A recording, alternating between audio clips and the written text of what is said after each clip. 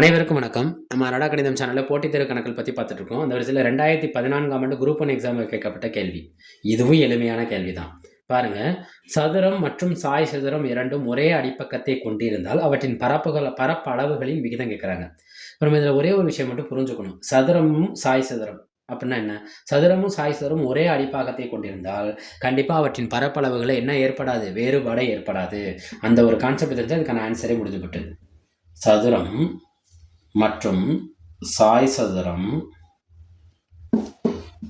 ஒரே அடிப்பாகம் கொண்டிருந்தால் அவற்றின் பரப்பளவுகளில்